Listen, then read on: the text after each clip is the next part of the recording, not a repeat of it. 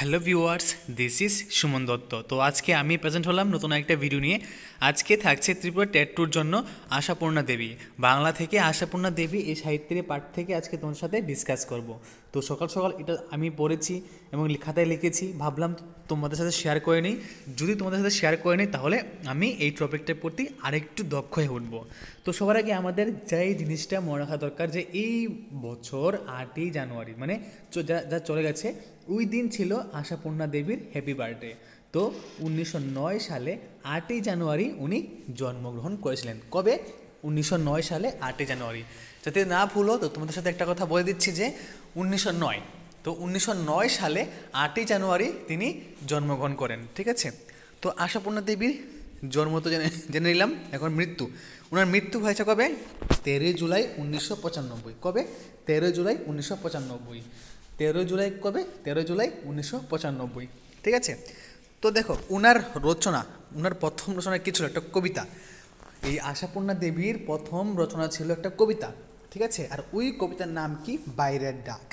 মনে রাখবে যে আশাপূর্ণা দেবীর প্রথম রচনা ছিল একটা কবিতা, আর ওই কবিতার নাম ছিল বাইরের ডাক।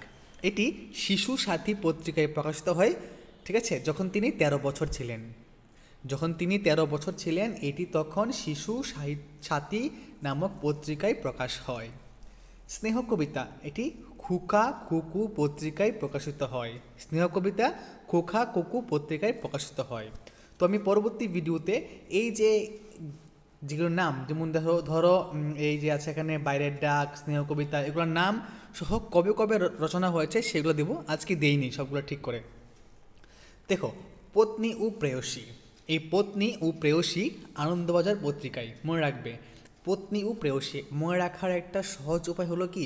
পত্নী ও প্রেয়সী, এখানে অনেক ভালোবাসা মানে ফুটে উঠছে। ঠিক আছে, পত্নী ও প্রেয়সীর মধ্যে কি অনেক ভালোবাসা ফুটে উঠছে মানে এই কথার মধ্যে। তো যেহেতু ভালোবাসা আছে, সেখানে কি আছে? আনন্দ আছে। যেখানে ভালোবাসা আছে সেখানে আনন্দ আছে। মনে রাখবে, পত্নী ও প্রেয়সী আনন্দবাজার পত্রিকায় প্রকাশিত হয় কবে? 1983 সালে। ঠিক আছে, 1983 সালে। এটা প্রথম বড়দের জন্য একটা গল্প। তো ছোট ঠাকুরদার কাশি যাত্রা, ঠিক কি? ছোট ঠাকুরদার কাশি যাত্রা, এটা 1938 সালে রচনা হয়েছে। প্রথম ছোটদের ছোট গল্প। ঠিক আছে, যেহেতু প্রথম ছোটদের ছোট গল্প, তো এটার মধ্যে কী লেখা আছে দেখো, ছোট ঠাকুরদার কাশি যাত্রা। তো এখানে ছোটো লেখা আছে, তো প্রথম ছোটদের গল্প কি? ছোট ঠাকুরদার কাশি যাত্রা। ঠিক আছে, বড়দের জন্য ছোট গল্প জল ও আগুন। কি? জল ও আগুন। বড়দের জন্য ছোট গল্প কি? জল ও আগুন। তো এটা কি? 1940 সালে প্রকাশিত হয়েছে। আশাপূর্ণা দেবীর প্রথম উপন্যাস কি? প্রেম ও প্রয়োজন, 1944। মনে রাখবে, আশাপূর্ণা দেবীর প্রথম উপন্যাসের নাম এটা লাভের সাথে জড়িত, মানে ভালোবাসার সাথে জড়িত। তো ভালোবাসার সাথে যে জড়িত, তাই তার নাম কি? প্রেম ও প্রয়োজন, 1944 সালে। ঠিক আছে, তো আশাপূর্ণা দেবীর যে ত্রয়ী উপন্যাস আছে, এটা কিন্তু একটার সাথে একটা রিলেটেড। প্রথমটা কি? প্রথমটা হলো প্রথম প্রতিশ্রুতি, তারপরটা সুবর্ণলতা, তারপরে কি? বকুল কথা। ঠিক আছে, এই পার্টটা এখানে আছে, এই পার্টটা এখানে আছে। তো প্রথমটা হয়েছে 1965, এরপরটা হয়েছে 66, এরপরটা 73। মানে প্রথম প্রতিশ্রুতি 1965, সুবর্ণলতা 1966, আর বকুল কথা 1973। ক্লিয়ার? তো আশাপূর্ণা দেবী সম্পূর্ণা মানে আশাপূর্ণা দেবী ফুলফিল, এই কথা কে বলেছেন? এ কথা বলেছেন রবীন্দ্রনাথ ঠাকুর। মনে রাখবে। তো উনি কি কি পুরস্কার পেয়েছেন? উনি লীলা পুরস্কার পেয়েছেন, ভুবন মোহিনী স্বর্ণপদক পেয়েছেন, রবীন্দ্র পুরস্কার পেয়েছেন, জ্ঞানপীঠ পেয়েছেন, দেশিকোত্তম পেয়েছেন, ডিলিট পেয়েছেন, আর পদ্মশ্রীও পেয়েছেন। ঠিক আছে, আশাপূর্ণা দেবী অনামিকা দেবীর নামে বকুল কথা রচনা করেন। তিনি একটা বকুল কথা রচনা করেন। ঠিক আছে, এই যে এটা যে রচনা করেন, এটা তিনি আশাপূর্ণা দেবী না, অনামিকা দেবী নামে ওইখানে ছদ্মনাম ব্যবহার করেছেন। তো ওনার যে প্রথম প্রতিশ্রুতি আছে, ওই উপন্যাসের মধ্যে সত্যবতী, প্রথম প্রতিশ্রুতির মধ্যে সত্যবতী নামে একটা চরিত্র আছে। মনে রাখবে। আর এই সত্যবতীর মেয়ের নাম কি? সুবর্ণলতা। কি? সুবর্ণলতা। সুবর্ণলতার মেয়ের নাম কি? বকুল। ঠিক আছে, তো যৌথ পরিবার। ঠিক আছে, যৌথ পরিবার এর জীবন কাহিনী নিয়ে মৃত্যুর বাড়ি উপন্যাস। তো তো দেখো এখানে যৌথ বাড়ি দিয়েছে, তো যৌথ কিন্তু আরও অনেক অনেক নাম আছে, আমি ভুলে গেছি। তো এই যে হ্যাঁ 51 পরিবার একটা আছে, 51, ঠিক আছে, এই যে 51 51 পরিবার, ঠিক আছে, 51 পরিবার, এই 51 পরিবারের নাম আছে। যৌথ আর 51 পরিবার একই কথা, ঠিক আছে। 51 ভর্তি হইব, আমার ঠিক খেয়াল নাই, দেখো 51 ভর্তি হবে।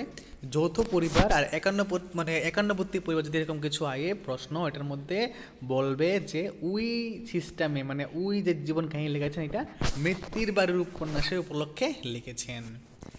তারপর শশীবাবু সংসার, শশীবাবু সংসারের মধ্যে কী কী চরিত্র আছে এই গ্রন্থের মধ্যে? নিজে একজন আছেন, শশীবাবু আছেন, তারপরে মন্দাকিনী, সুমিত্রা, পরেশ, সীতেশ, রেখা। শশীবাবু, মন্দাকিনী, সুমিত্রা, পরেশ, সীতেশ আর রেখা। শশীবাবু, মন্দাকিনী, সুমিত্রা, পরেশ, সীতেশু, রেখা। ওকে, তো ছাড়পত্র, ঠিক আছে। তো সুকান্ত ছাড়পত্র আছে, দেখো সুকান্ত ছাড়পত্র আছে এখানে, এই যে আশাপূর্ণা দেবীরও ছাড়পত্র আছে, এটা মনে রাখবে। তো এই আশাপূর্ণা দেবীর ছাড়পত্রটা বিবাহ বিচ্ছেদ কাহিনী, ঠিক আছে, এটা বিবাহ বিচ্ছেদ কাহিনীর উপর ডিপেন্ড করে আছে। আর এখানে দুইটা চরিত্র আছে, একটা সৌরেশ, এটা হলো সুচেতনা, কি সৌরেশ আর হলো সুচেতনা। এই যে আশাপূর্ণা দেবীর উপন্যাসের চরিত্র কি, সচ্চিপত্র ও মন্টু হলো আশাপূর্ণা দেবীর উপন্যাসের চরিত্র, ঠিক আছে।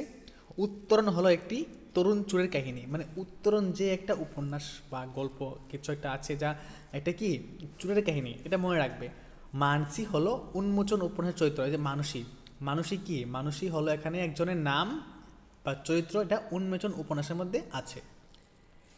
নির্জন পৃথিবী উপন্যাসের চরিত্র, এটা কি সুরপা ও অনিমেষ। নির্জন পৃথিবীর উপন্যাসের চরিত্র কি কি আছে, এখানে সুরপা আছে, এটা আছে অনিমেষ। মৃত্যুর বাড়ি উপন্যাস, হেমলতা, অলকা, মিনা, অরুণেন্দু, ঠিক আছে, কি মৃত্যুর বাড়িতে এই যে মৃত্যুর বাড়ি কি 51 যেটা ছিল, ঠিক আছে, এটার মধ্যে মানে চরিত্র কে আছে, হেমলতা আছে, অলকা আছে, মিনা আছে, অরুণেন্দু আছে। ওকে, নেপথ্য নায়িকা মাধবী ও বাসুদেব। নেপথ্য নায়িকার মধ্যে কে কে আছে, মাধবী আছে আর বাসুদেব আছে। আশাপূর্ণা দেবীর শ্রেষ্ঠ গল্প, মনে রাখবে আশাপূর্ণা দেবীর শ্রেষ্ঠ গল্প কি ছিন্নমস্তা, ছিন্নমস্তা।